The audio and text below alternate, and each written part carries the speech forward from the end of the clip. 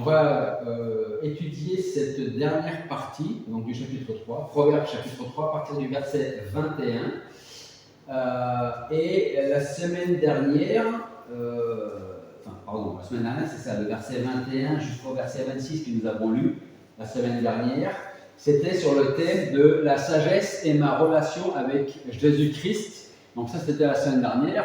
Et cette semaine, on va poursuivre avec la fin du chapitre, donc à partir du verset 27 jusqu'au verset 35 de Proverbes chapitre 3. Et ce passage va nous conduire vers une autre marche. Donc la semaine dernière, notre marche avec Jésus-Christ. Et cette semaine, c'est notre marche avec mon prochain. Proverbes chapitre 3, verset 27. Ne refuse pas un bienfait à ceux qui ont droit, quand tu as le pouvoir de l'accorder. Ne dis pas ton prochain, va et reviens, demain je te donnerai, quand tu as de quoi donner. Ne médite pas le malheur contre ton prochain lorsqu'il demeure tranquillement près de toi. Ne conteste pas sans motif avec un homme lorsqu'il ne t'a causé aucun malheur. Ne sois pas jaloux de l'homme violent et ne choisis aucune de ses voies, car l'Éternel a horreur de l'homme pervers, mais son intimité est pour les hommes droits. La malédiction de l'Éternel est dans la maison du méchant, mais il bénit le séjour des justes. Quant au moqueur, il s'en moque, mais il fait grâce aux humbles. Les sages hériteront de la gloire, mais les insensés du plus grand mépris. À ce texte-là, je voudrais que nous allions, on va garder le proverbe, pour y revenir, et je voudrais qu'on aille dans l'épître de Jacques. Jacques, chapitre 3.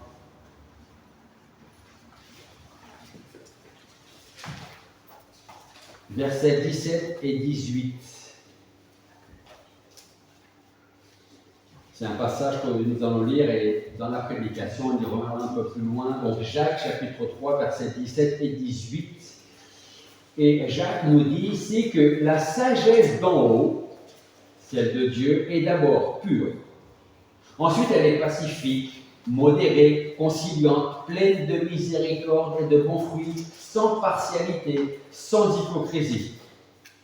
Et Jacques nous dit au verset 18, « Le fruit de la justice est semé dans la paix par les artisans de paix. » Alors si on prend un moment pour observer notre société, pour ne pas dire notre monde, il y a bien une chose qui nous saute aux yeux en ce moment, c'est toutes les tensions, les divisions, les conflits. On a l'impression qu'il y en a de plus en plus. On a l'impression qu'une histoire se termine. Et comme tu l'as dit ce matin, il y a l'histoire de Epstein, voilà, enfin, tant pis pour la prononciation du nom, mais on a l'impression qu'il y a une histoire qui se termine et puis d'un coup il y en a une autre qui arrive. On a l'impression qu'il y a un conflit qui se termine et puis il y a un autre conflit qui reprend. Alors je vous dis ça parce que on a l'impression, en tout cas j'ai l'impression, en tout cas quand je regarde un peu autour de moi et surtout les infos, c'est qu'il y a plus de choses négatives dans les informations que de choses positives. Aujourd'hui, j'ai l'impression qu'on voit plus les conflits, les tensions qu'il peut y avoir, plutôt que la paix, la joie ou la sérénité. Pourtant, que l'on soit chrétien ou pas chrétien, je pense qu'on est tous d'accord pour dire ce que je veux moi, c'est la paix, la tranquillité, la sérénité. Je pense. On n'a pas envie de conflit. On n'a pas envie de tension. Malheureusement, on vit des conflits, on vit des tensions, mais ce que l'homme normalement constitué veut pour lui, pour ses proches, c'est avant tout la paix, la joie, la sérénité. Je rentre à la maison, c'est tranquille à la maison. Je vais au travail, c'est tranquille au travail. Je vais à l'église, c'est tranquille à l'église. Je veux être tranquille partout. Alors, on ne vit pas, comme dirait l'autre, dans le monde des bisounours. Okay, si on est là, c'est à cause du péché d'Adam et Ève. Et aujourd'hui, on est obligé de vivre avec ça dans ce monde, en attendant le monde meilleur, le royaume de Dieu. Comme on l'a chanté, cherchez d'abord le royaume de Dieu, ne vous inquiétez pas pour le reste. Dieu va pourvoir à vos besoins. Alors essayez d'imaginer, si on peut y arriver, un monde où les conflits se règlent par l'écoute, où les désaccords deviennent des opportunités de grandir et où on sert l'autre sans arrière-pensée. C'est-à-dire, je vais lui donner un petit coup de main et puis je me le mets de côté, comme ça, si un jour j'ai besoin, eh bien, je pourrai lui demander en retour. Ça, c'est souvent la mentalité du monde. Pas de tout le monde, mais du monde souvent en général. Est-ce que c'est réalisable? Est-ce que c'est facile de servir les autres, d'aider les autres sans arrière-pensée? Est-ce qu'on peut vraiment vivre dans un monde de paix, de sérénité, sans tension, sans conflit? C'est très compliqué. Il faut que quelqu'un commence à faire le premier pas pour que les autres suivent derrière. Et pour faire le premier pas, peut-être que ce qui serait intéressant, c'est que nous puissions commencer à le vivre nous personnellement. Peut-être devrions-nous être les premiers acteurs de ce monde dans lequel, même si je suis réaliste tout comme vous, il n'y aura jamais plus de conflits ou de tensions dans ce monde. Mais ce qu'on aimerait, c'est qu'il y en ait de moins en moins. Et pour qu'il y en ait de moins en moins, nous avons besoin d'être de plus en plus dans cette pensée-là, dans les pensées du Seigneur Jésus-Christ. Alors, comment mettre en pratique le passage qu'on a lu en Proverbes et celui de Jacques? Peut-être que, alors, si je reviens un petit peu sur Proverbes, ne refuse pas un bienfait à ceux qui l'ont droit, quand tu as le pouvoir de l'accorder. Ne dis pas tout prochain, va, tu reviens, puis demain, je te donnerai quand tu as de quoi donner maintenant. Ne médite pas le malheur contre ton prochain lorsqu'il demeure tranquillement près de toi. Ne conteste pas son motif avec un homme lorsqu'il ne t'a causé aucun malheur. Ne sois pas jaloux de l'homme violent et ne choisis aucune de ses voies. Pourquoi? Parce que l'Éternel a en horreur l'homme pervers, mais son intimité est pour les hommes droits. Et le verset 33 dit: la malédiction de l'Éternel est dans la maison du méchant, mais il bénit le séjour des justes. Les sages hériteront de la gloire, mais les insensés, eux, du plus grand mépris. Et puis le verset 18 de Jacques chapitre 3, le fruit de la justice est semé dans la paix par les artisans de paix. Première petite question, est-ce qu'aujourd'hui nous sommes des artisans de paix? Un artisan, c'est quelqu'un qui travaille de ses mains. C'est quelqu'un qui a le savoir-faire pour faire quelque chose. Est-ce que nous sommes des artisans de paix, comme on peut le voir ici dans ce passage? Peut-être devons-nous commencer à examiner notre cœur. Parce qu'il peut y avoir de grandes choses qui sont là-dedans, mais c'est de notre cœur que sortent toutes les autres choses, les bonnes comme les moins bonnes. Notre passage en Proverbe nous explique comment la sagesse de Dieu transforme nos cœurs et nos relations.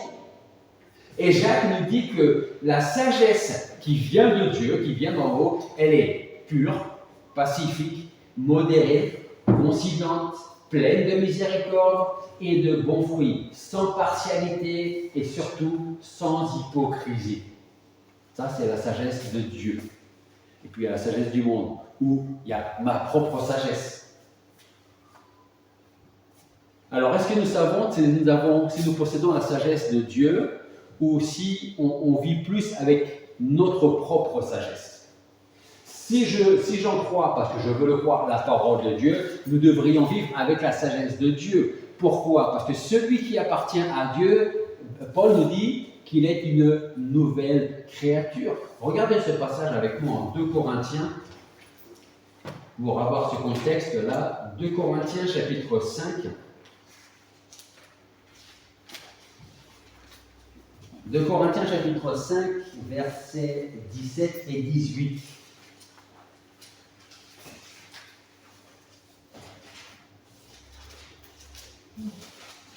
Donc, le temps que vous cherchiez, je reviens sur Jacques.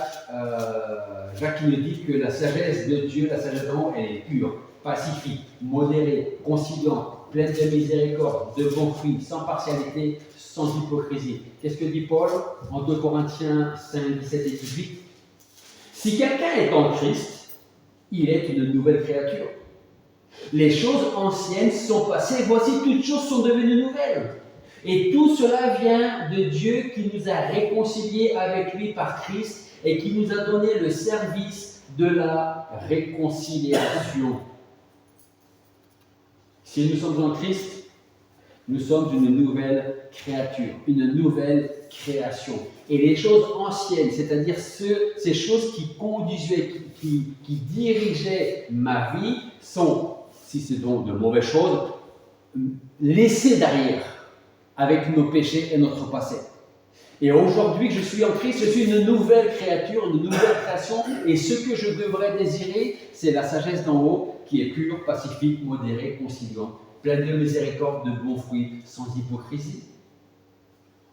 Et quand on revient à notre passage en Proverbe, je crois que je peux dire sans trop me tromper que nous avons tous déjà vécu des relations difficiles ou compliquées.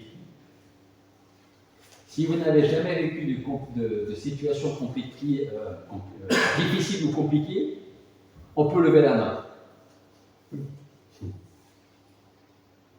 Alors, selon les circonstances, selon ce que vous avez vécu, vous l'avez vécu d'une certaine façon ou d'une autre. Vous avez traversé ces moments difficiles ou compliqués d'une façon ou d'une autre. Peut-être même qu'il y a des traces qui sont restées et qui vous pèsent peut-être toujours dans des relations difficiles ou compliquées. Alors essayons de penser à une relation, essayez de penser à une relation difficile ou à un conflit que peut-être vous avez encore aujourd'hui. Ou à une relation difficile ou un conflit récent en tout cas, qui s'est peut-être terminé très récemment. Si c'est le cas, ou peut-être vous êtes aujourd'hui dans cette situation. Pensez à cette relation. Qu'est-ce qui aurait pu être différent ou qu'est-ce qui pourrait être, si on est en ce moment dans ce conflit, différent si la sagesse de Dieu guide nos paroles et nos actions. Si je pense à une relation dans le passé, même si ce passé est de 2 jours ou d'une semaine, vous avez terminé cette relation difficile, compliquée. Comment c'était terminé? Bien ou pas bien? Si c'est bien, est-ce que c'est parce que vous êtes appuyé sur ce que Dieu attend de vous, de moi, ou pas bien parce que j'ai préféré ma propre sagesse, qui n'est pas forcément la plus pure, pacifique, modérée, conciliante, sans hypocrisie.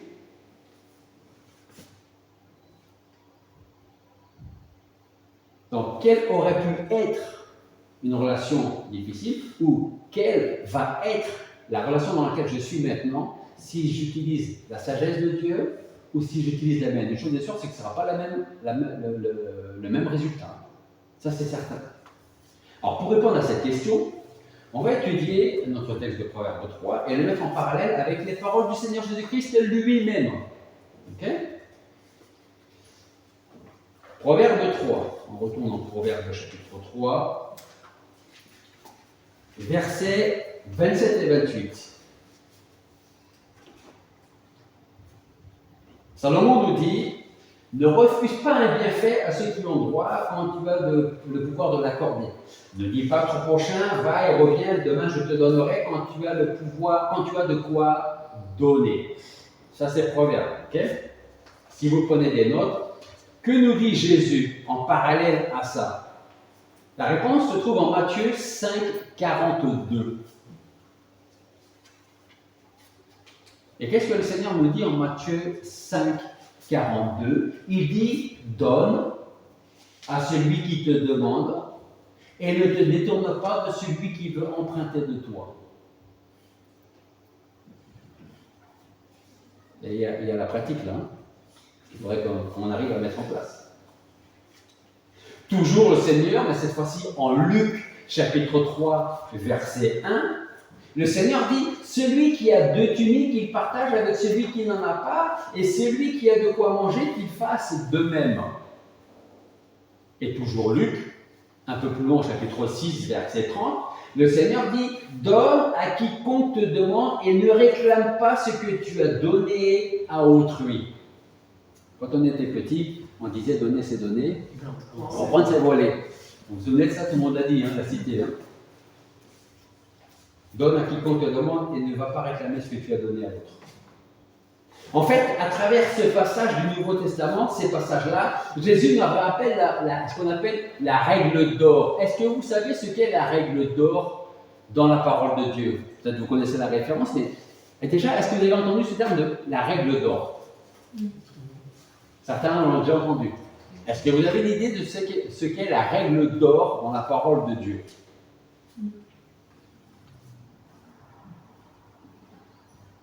Aime ton prochain. Non. Alors, c'est dans l'idée, en tout cas. C'est pas celle-ci, mais c'est dans l'idée. Ne fais pas aux autres ce que tu n'aimerais pas qu'on te fasse. Voilà. Dans l'autre sens, tout ce que vous voulez que les hommes fassent pour vous, alors commence-toi par le faire pour eux. C'est ça la règle d'or. C'est Matthieu, chapitre 7, verset 12. On va lire ce passage. Matthieu 7, 12. C'est ce qu'on appelle la règle d'or. Comme ça, vous pourrez le savoir. Alors, pourquoi est-ce qu'on l'appelle comme ça, je ne sais pas, mais en tout cas, je trouve que c'est un bon titre pour ce verset, Matthieu 7, 12, qui nous dit « Tout ce que vous voulez que les hommes fassent pour vous, vous aussi faites-le de même pour eux, car c'est la loi et les prophètes. » Alors, parfois, on peut se dire ben moi, je ne demande rien aux autres. Tant mieux. C'est que vous vous appuyez peut-être plus sur le Seigneur ou autre. Du coup, règle d'or, ça vient d'où comme qualification? C'est culturel ou c'est biblique? C'est-à-dire culturel biblique. Est-ce que c'est un père de l'église qui a dit que ça s'appelait la règle d'or? Je ne sais pas. Je ne sais pas. Je pourrais le regarder, mais père de l'église, je ne pense pas. Je ne pense pas. Mais on va regarder. Je vais regarder, je vous dirai Dieu voulant la semaine prochaine. Okay? Voilà. Mais en tout cas, cette idée, c'est que tu veux que quelqu'un fasse quelque chose pour toi. Alors, avant que cette personne fasse pour toi, sois l'exemple. Fais d'abord toi aux autres ce que tu aimerais. Alors, le contraire est vrai aussi. Là, c'est fais aux autres ce que tu veux qu'ils fassent, que les autres fassent pour toi. L'inverse est vrai. Ne fais pas aux autres ce que tu ne veux pas qu'ils te fassent non plus. Parce que quelque part, on récolte aussi ce que l'on sème. Et ça, par contre, c'est biblique également. D'accord? Donc, versets 27 et 28, ne refuse pas un bienfait. Et le Seigneur nous dit en Matthieu ou en Luc, donne à celui qui te demande. Si tu as de tuniques ou si tu as assez de quoi manger, partage avec un autre. Donne à quelqu'un qui te demande et ne va pas réclamer ce que tu lui as donné. Autrement dit, fais aux autres ce que tu voudrais que les autres fassent pour toi. Proverbe chapitre 3, on revient avec les versets 29 et 30.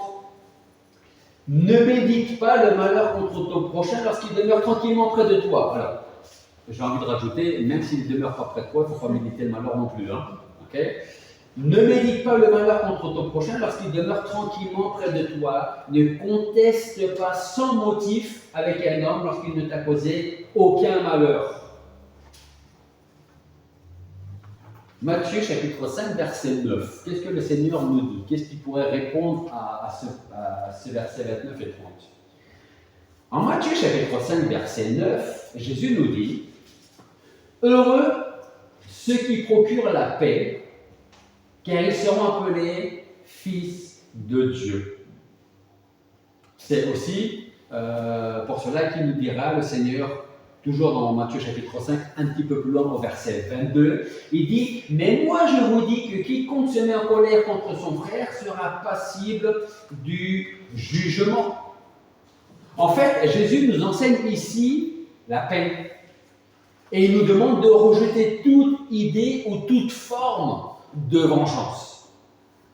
Je reviens à ce que je vous disais tout à l'heure. On a traversé, quand je dis on, individuellement, traversé où on a eu une relation un peu toxique, compliquée, difficile. Quel était le résultat de ça? Quelles ont été les pensées qui étaient dans notre esprit à ce moment-là? La nature humaine, si j'enlève Dieu de ma vie, alors ma nature, l'ancien homme, il va dire, je vais lui trouver un truc, ça va lui faire tout drôle. Je ne sais pas ce que je vais lui faire, mais je vais faire quelque chose.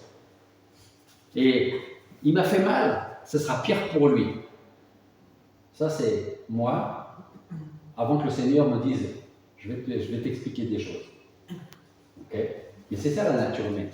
Et souvent, on a envie de faire plus de mal que ce qu'on a pu recevoir. Là, le Seigneur nous enseigne la paix. Et nous demandons de rejeter toute idée ou toute forme de vengeance. Et on continue avec Proverbes chapitre 3, verset 31. Ne sois pas jaloux de l'homme violent, ne choisis aucune de ses voies. Que nous dit le Seigneur en Matthieu chapitre 5? En Matthieu chapitre 5, verset 5, le Seigneur dit « Heureux ceux qui sont doux, car ils hériteront la terre. » Un peu plus loin, toujours chapitre 5, verset 38 à 41, le Seigneur dit « Vous avez entendu qu'il était dit œil pour œil, dent pour dent. » Et ça existe encore aujourd'hui. Hein. Mais moi, je vous dis de ne pas résister aux méchants. Et là, il nous dit quelque chose que tout le monde met en pratique. Hein. Vous savez ce qu'il nous dit, que tout le monde met en pratique? Si quelqu'un te frappe sur la joue droite, présente-lui la main gauche. Ça, c'est notre nature. Hein? C'est compliqué de suivre tout ce que le Seigneur attend de nous. Pourquoi? Parce que quand il dit si quelqu'un te frappe sur la joue droite, tends-lui aussi l'autre. C'est compliqué, hein? Si quelqu'un veut te traîner en justice et prendre ta tunique, laisse-lui en plus ton manteau. Si quelqu'un te force à faire 1 000 avec lui, fais-en 2. Rappelez-vous, je crois que c'était la semaine dernière. Hein. Si quelqu'un veut me suivre, qu'il prenne sa croix, qu'il se charge de sa croix et qu'il me suive. La croix, c'est beaucoup de bénédictions, mais c'est aussi beaucoup de contraintes, dans le bon sens du terme. Hein. C'est pas facile, rappelez-vous, la semaine dernière, je vous disais, on peut porter autour du cou une jolie croix en or, en argent, avec des petits bijoux dessus, c'est très joli, mais c'est pas ça, prendre sa croix, se charger de sa croix et de suivre le Seigneur, comme on a vu ça la semaine dernière. En fait, qu'est-ce que Jésus nous demande de faire avec Matthieu 5 là? Il nous enseigne à ne pas rendre le mal pour le mal, mais à répondre par la douceur et la patience. Et je sais que ce n'est pas facile à faire, mais c'est ce que le Seigneur nous demande de faire. Et puis si on continue avec le Proverbe chapitre 3, les versets 32 à 35 cette fois-ci. Proverbe chapitre 3, versets 32 à 35. Qui nous dit « Car l'Éternel a horreur de l'homme pervers, mais son intimité est pour les hommes droits. La malédiction de l'Éternel est dans la maison du méchant, mais il bénit le séjour des justes. Quant au moqueur, il s'en moque. Mais il fait grâce aux humbles. Les sages hériteront de la terre, mais les insensés du plus grand mépris. » Là, ça peut être quelque chose qui peut nous encourager. Dans quel sens? C'est pas facile de mettre en pratique toujours certains commandements, certaines ordonnances, certaines demandes de la part du Seigneur. Quelqu'un te frappe sur la joue droite, présente-lui aussi la gauche. C'est pas facile à faire, d'accord? Mais quand je lis le verset 34, par exemple, il fait grâce aux humbles. Les moqueurs, ils s'en moquent. Et ceux qui rigolent aujourd'hui de Dieu, un jour c'est Dieu qui va rigoler de ceux qui un jour se moquaient de lui. Et puis quand je lis au verset 35, les sages hériteront de la terre, alors je préfère, hériteront de la gloire, pardon, je préfère être parfois dans la difficulté pour le Seigneur, en sachant que j'ai la gloire du Seigneur elle-même qui m'attend quand je serai là-haut. Pourquoi? Parce que je ne veux pas faire partie des insensés qui vont récolter le plus grand mépris. On a un superbe contraste en fait entre Proverbes chapitre 3, le passage en tout cas qu'on vient de lire, qui dresse le portrait d'un homme dominé par la perversion et la malice. Et ce contraste se fait avec Matthieu chapitre 5, et je vous invite à regarder ce passage avec moi. Matthieu chapitre 5, à partir du verset 3, alors on peut même lire à partir du verset 1,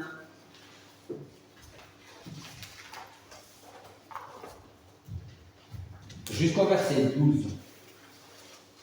Matthieu chapitre 5, à partir du verset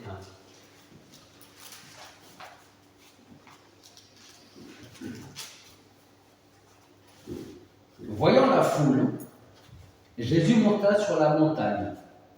Il s'assit et ses disciples s'approchèrent de lui, puis il ouvrit la bouche et se mit à enseigner.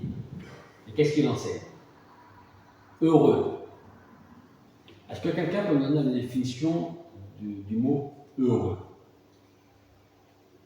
Sa définition. Pour être dans la joie et l'allégresse. Dans la joie, être dans la joie, dans l'allégresse. La paix. Et éventuellement dans la paix. Sans la paix, on ne peut pas être heureux. Si on n'a pas de paix, c'est difficile d'être heureux. Heureux, les pauvres en esprit, car le royaume des cieux est à eux. Heureux ceux qui pleurent, car ils seront consolés. Heureux ceux qui sont doux, car ils hériteront de la terre. Heureux ceux qui ont faim et soif de justice, car ils seront rassasiés. Heureux les miséricordieux, car ils obtiendront miséricorde. Heureux ceux qui ont le cœur pur, car ils verront Dieu. Heureux ceux qui procurent la paix, car ils seront appelés fils de Dieu. Heureux ceux qui sont persécutés à cause de la justice, car le royaume des cieux est à eux. Heureux serez-vous lorsqu'on vous insultera, qu'on vous persécutera et qu'on répandra sur vous toutes sortes de malheurs à cause de moi. Et verset 12, réjouissez-vous et soyez dans l'allégresse, parce que votre récompense sera grande dans les cieux, car c'est ainsi qu'on a persécuté les prophètes qui vous ont précédés. Il y a tellement de promesses liées à ces versets-là. Heureux. La sagesse que nous retrouvons dans notre passage en Proverbe 3 recherche la paix et la réconciliation. Je ne sais pas si nous sommes dans une situation, quand je dis nous, c'est individuellement, si nous sommes dans une situation où nous avons besoin de réconcilier une relation peut-être. Alors, si c'est le cas, recherchons la sagesse d'en haut, parce que c'est cette sagesse qui recherche la paix et la réconciliation. Et pour que nous puissions y parvenir, Paul nous donne une piste en Philippiens chapitre 2, versets 3 à 8. Et qu'est-ce que Paul il dit? Il dit, ne faites rien par rivalité ou par vaine gloire, mais dans l'humilité, estimez les autres supérieurs à vous-même. Que chacun de vous, au lieu de considérer ses propres intérêts, considère aussi ceux des autres. Ayant en vous la pensée qui était en Christ, lui, dont la condition était celle de Dieu, il n'a pas estimé comme une proie à arracher d'être égal avec Dieu. Mais il s'est dépouillé lui-même en prenant la condition d'esclave, en devenant semblable aux hommes, après s'être trouvé dans la situation d'un homme. Il s'est humilié lui-même en devenant obéissant jusqu'à la mort sur la croix. Il s'est dépouillé lui-même. Il a laissé toute la gloire qu'il avait dans les cieux pour venir naître, comme on l'a chanté, dans une simple étable. Il a vécu sa vie, son ministère, et comment est-ce que les gens l'ont reçu? Comment est-ce qu'il est mort? Humilié, le roi des rois, le Fils de Dieu, Dieu lui-même. Et quand on pense à nous, à moi, à toi, quand je dis toi, parce que chacun pense pour lui-même, parfois, et j'espère que ces parfois sont vraiment exceptionnellement très rares, mais parfois on se dit, je veux me souvenir de ce qu'il a fait, ou je veux me souvenir de ce qu'il m'a dit, ou de ce qu'il n'a pas dit qu'il aurait dû dire, de ce qu'il n'a pas fait qu'il aurait dû faire. Et le jour où il a besoin de moi, alors là, il pourra toujours attendre que j'arrive. Vous imaginez qu'avec un simple clignement des yeux, le Seigneur aurait pu se débarrasser de tous ceux qui étaient contre lui. Et qu'est-ce qu'il nous dit le verset 7? Il s'est dépouillé lui-même en prenant la condition d'esclave. Il est le roi des rois et il prend une condition d'esclave. Et nous, on est les serviteurs du Seigneur et parfois on a l'impression qu'on a envie, consciemment ou inconsciemment, d'être le roi. Et que tout nous est dû. Et c'est normal. Alors, au passage de Philippiens, je veux ajouter celui de Jacques. Pas le même Jacques 5 qu'on a vu, mais Jacques chapitre 3. Jacques chapitre 3, à partir du verset 13. Jacques chapitre 3, verset 13 jusqu'au verset 18. C'est certainement un des derniers, deux derniers passages avant la conclusion. Jacques 3, verset 13 à 18. Jacques, il dit, lequel d'entre vous est sage et intelligent? Il pose une question. Et en même temps, il dit, si tu penses que tu es sage et intelligent, alors montre par ta bonne conduite tes œuvres empreintes de douceur et de sagesse. Et si tu nous montres ça, on pourra voir que tu es quelqu'un de sage et d'intelligent. Mais verset 14, si vous avez dans votre cœur une jalousie amère et de la rivalité, ne vous glorifiez pas et ne mentez pas contre la vérité. Le verset 15 dit, cette sagesse-là, c'est-à-dire si vous avez un cœur jaloux, de l'amertume, de la rivalité, verset 15, cette sagesse-là n'est pas celle qui vient d'en haut, mais elle est terrestre, charnelle et même quoi? Démoniaque, ou du diable, selon les versions que vous avez. Car là où il y a jalousie et rivalité, il y a du désordre et toute espèce de pratique mauvaise. Tu es sage et intelligent, montre-le. Mais tant qu'on ne l'a pas vu, on ne peut pas considérer que tu es sage et intelligent. Est-ce que je me considère comme sage et intelligent? Si oui, est-ce que je montre par ma bonne conduite mes œuvres empreintes de douceur et de sagesse? Donc ça, c'est valable pour s'examiner soi-même. Est-ce que j'appartiens au Seigneur? Est-ce que je suis sage et intelligent, pas par rapport au monde, parce que je serai toujours plus sage et plus intelligent que beaucoup de personnes, mais d'autres seront plus sages et plus intelligents que moi. Mais c'est par rapport à ce que Dieu attend de moi.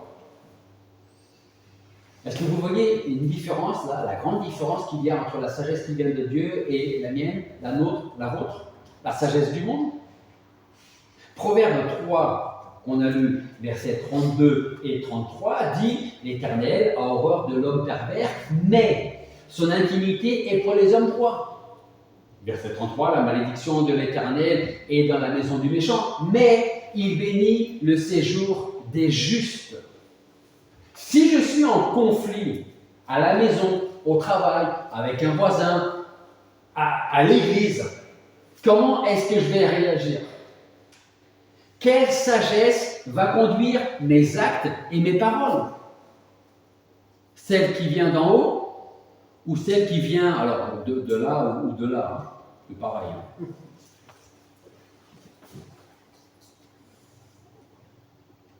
Quelle est la sagesse qui va conduire mes actes et mes paroles? La sagesse de Dieu ou la sagesse personnelle? Et bien en fait la réponse est, j'ai envie de dire, assez simple. Tout dépend d'une chose. Ma sagesse ou celle de Dieu? Tout dépend d'une chose. Vous savez quoi? Ma relation avec Dieu. Si je suis en paix avec Dieu, si je marche selon sa parole et que je cherche à vivre ce qu'il attend de moi, alors mes réactions, mes choix, mes actes, mes paroles et mes relations avec les autres seront radicalement transformées. À l'inverse, si ma relation avec Dieu est bancale et que je vis centré sur moi-même, alors mes réactions vont refléter la sagesse du monde, ma propre sagesse et non pas celle qui vient d'en haut. Je vais vous donner un ou deux exemples, enfin en tout cas deux. Joseph, tout le monde a entendu parler de l'histoire de Joseph en Genèse.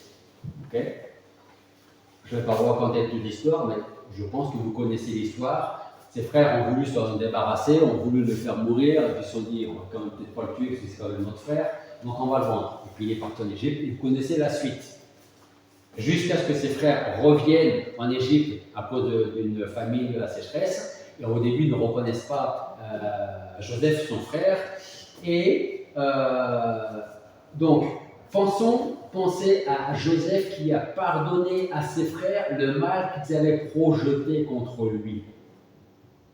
On lit en Genèse chapitre 50, si je ne me trompe pas, ses frères vinrent eux-mêmes tomber à ses pieds et ils dirent, « Nous voici tes serviteurs. » Joseph leur dit, « Soyez sans crainte, en effet, est-ce que je suis à la place de Dieu ?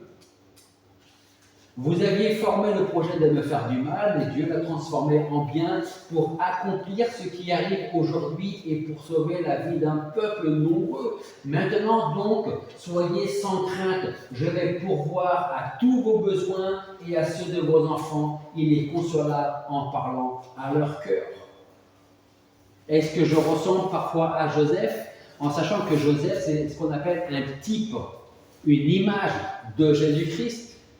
Est-ce que nous pourrions très facilement, très naturellement dire aux autres, vous avez le projet de me faire du mal, Dieu l'a transformé en bien pour ce qui arrive aujourd'hui? Venez, soyez sans crainte. Et est-ce que nous sommes capables de pouvoir dire, je vais pourvoir à tous tes besoins et à ceux de ta famille et de tes enfants? J'espère qu'on pourrait le faire. En tout cas, la question se pose, qu'est-ce que nous aurions fait à la place de Joseph si nous étions Joseph? Et puis, le dernier exemple, qui est très certainement le meilleur, je ne peux pas oublier, c'est Jésus qui prie lorsqu'il est cloué à la croix. Tous, quasiment tous, sans exception, se moquent de lui. Il est sur le point de mourir et il s'adresse à Dieu. Et qu'est-ce qu'il dit? Père, pardonne-leur parce qu'ils ne savent pas ce qu'ils font. Ça, c'est Luc, chapitre 23, verset 34. Père, pardonne-leur parce qu'ils ne savent pas ce qu'ils font. Peut-être avons-nous besoin d'identifier aujourd'hui une personne avec qui nous avons une tension, peut-être cette semaine ou dans les derniers jours. Si c'est le cas, et j'espère que ce n'est pas le cas, et tant mieux, mais si c'est le cas, alors prenons un moment pour prier, prenez un moment pour prier pour la personne et cherchez une occasion de lui faire du bien. C'était ce matin, hein, avec l'étude, c'est difficile de prier pour ceux qui nous persécutent. Hein. Et encore, qui nous persécutent, on n'habite pas dans certaines régions du monde où les chrétiens sont vraiment persécutés. Rien que le fait d'avoir une Bible, par exemple, comme on l'avait la semaine dernière en Corée du Nord, rien que le fait de tenir, d'avoir une Bible, je ne pense pas qu'elle soit de cette taille-là en Corée du Nord, hein, parce que c'est vite remarquable le fait de la remarquer. Même un Nouveau Testament, si vous êtes en possession d'une partie de la parole de Dieu, vous pouvez être mis en prison dans des camps fermés, voire mourir même pour le plaisir. Je vous dis ça parce que on a besoin de prier pour la personne avec qui nous sommes en conflit, en tension. En conflit, ça peut être comme ça. Tension, ça peut être plus réduit. Avec qui peut-être on passe en ce moment par des moments un peu compliqués. On a besoin de prier pour elle. Demandons-nous, est-ce que mes actions et mes paroles reflètent la sagesse d'en haut ou la mienne? Si nous avons du mal à pardonner ou être généreux, alors confions cela à Dieu et laissons-le continuer à transformer notre cœur. Parce que si je veux transformer mon cœur moi-même, et je ne vais peut-être pas forcément tout transformer, ou en tout cas peut-être pas comme il faut le transformer. Mais si c'est Dieu qui transforme mon cœur, il sera bien transformé. Et les gens vous diront peut-être, ben, je ne te reconnais plus, hein, mais dans le bon sens du terme. Parce qu'il y a quelque temps, tu n'aurais pas réagi comme ça.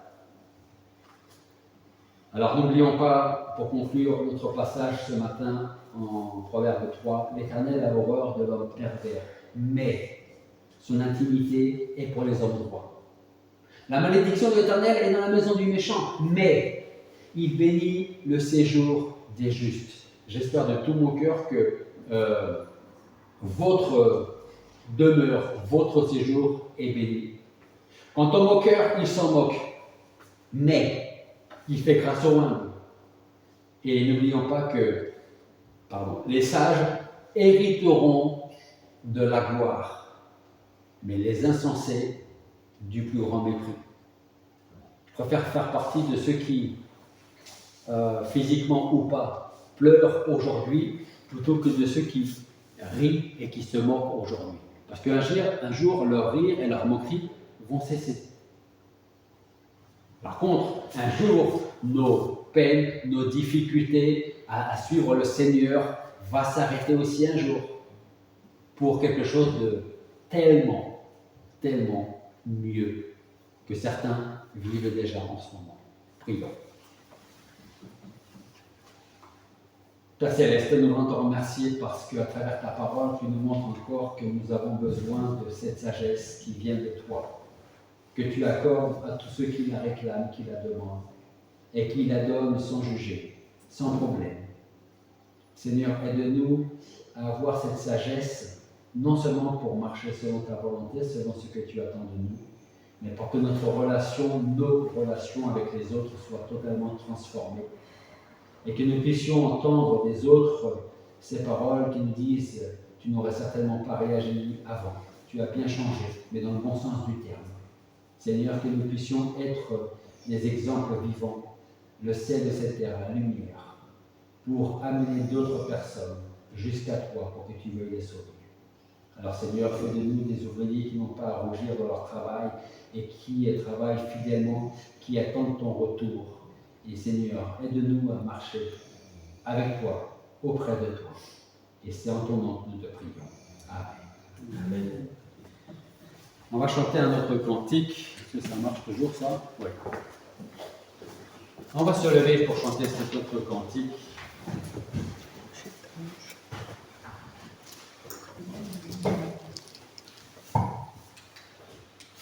On va le chanter 2 fois et une seule strophe. Tu es le Dieu puissant, tu règnes dans l'univers, tu es le Dieu vivant pour nous, un Père.